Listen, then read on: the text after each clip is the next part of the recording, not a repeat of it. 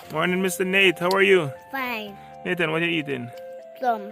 June plum? Yes. Who give you plum? Grandma. Grandma give plum to you? Yes. Alright, I'm glad you mentioned grandma. Today we're going to be working on grandma's house. You Yes. going to help? Yes, Daddy. You ready? Yes, Daddy. Oh, yeah!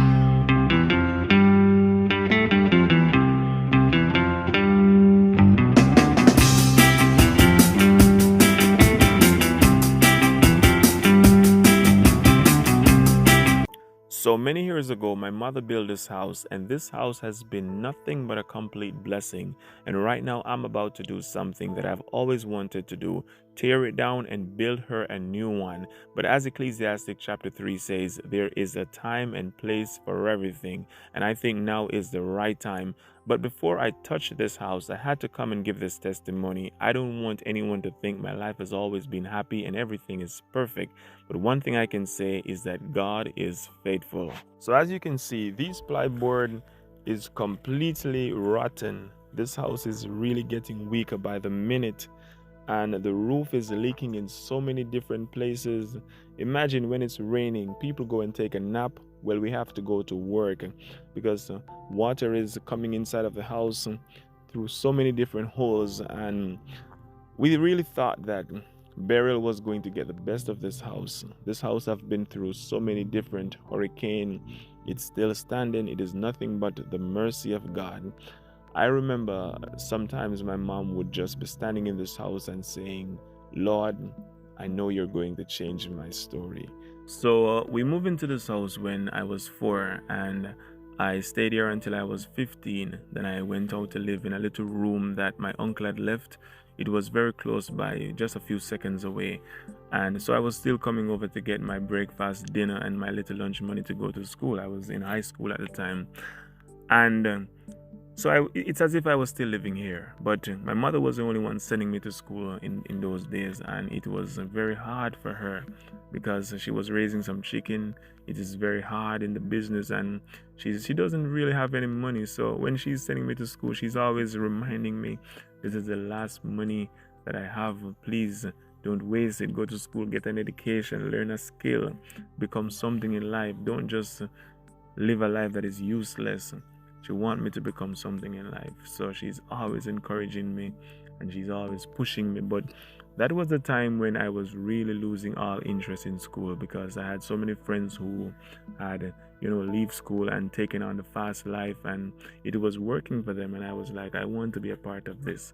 So I remember I was losing all interest in school. Every other day, my mother would have to come to school to beg them to please give me a next chance because they wanted to get rid of me out of school because I was doing everything that was opposite.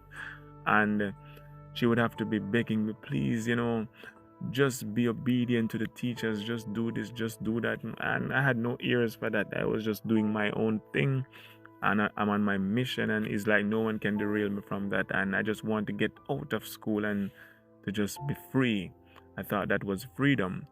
And I remember my mother was telling me that, after coming to school sometimes twice per week for me, one day she was walking home and she was making up her mind to say that, you know what, I'm done. I'm not going to be bothering myself about this boy. If he want to grow up and do whatever I want to do, but I'm not going to be stressing myself over this child because she would be coming to school in the morning. By in the evening, she would be getting a next call or a letter. She need to come back to the school again. So that can be so annoying. But while she were making up her mind that she's done with me, she said to me that she heard a voice speak to her and said, I didn't give up on you. So the Lord was on my side, and the Lord was telling my mom not to give up on me. And I know that a lot of parents, you have, you have children, and your children, you have that specific one that is giving you all the problem. But I don't want you to give up on them. Pray for them. The stone that the builder refused. Pray for them. Keep encouraging them because God have a purpose for them. And I remember eventually I stopped going to school. I started hanging out with a lot of friends, going out in the streets and stuff like that, and taking on the life of the road, partying, drinking, smoking, gambling, everything that's bad. Once it's negative, you name it, I'm a part of it. I've never been perfect. And when I am living that kind of life, sometimes we'll be going to some places. I'll be spending, a few months there, and when I came home now, I remember, this is one of the things that I can never forget. I remember very well. I would came home. I have some money. I tried to give my mother some money because I have always wanted to help my mother, and when I tried to give my mother these little money, she was telling me that no, I don't want it. So I said, how do you mean you don't want it? Can someone refuse money? And she said to me that not every money is good money. I said, I don't know about you, but I mean, you must be crazy or something to be refusing money. But she was very strict about that, and she would not even take a cent. I couldn't even purchase anything for her because she was not interested in it. She was telling me that when I change my life and God bless me, I can do something for her, but not with what she don't know about, because she knows very well I am not working. She just see me going to some places, spending a few months there and stuff like that. I come back home having some money. She's not interested in it. I couldn't do nothing for her. If I tell her that, I wanted to try do a little work on your house, no, I couldn't do nothing. So I was like, forget about it. And I'm just enjoying myself, trying to live my best life, which I think was my best life. But at the time, I am telling you, my soul was sinking so deep, and I really think that I was really getting somewhere, not knowing that I was just wasting my time. And I was so addicted to a lot of things, to so many things that I don't know how I would ever be free from these things. And that is where I understand that you can even be a free man walking on the road, not in prison, but yet you're in bondage because of addiction.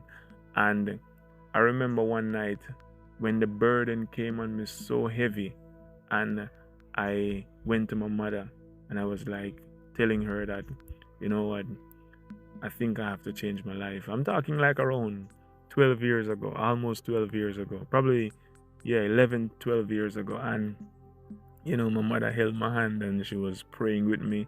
It was a late night and we were actually outside, and she held my hand and she was praying with me.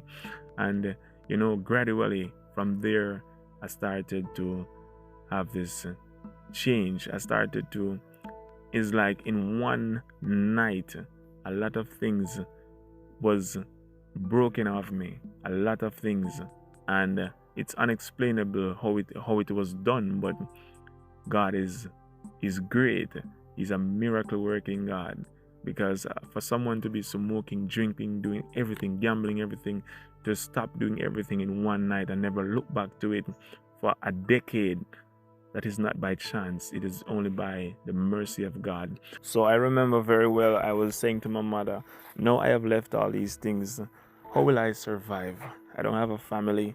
I don't have a job. I don't have no money.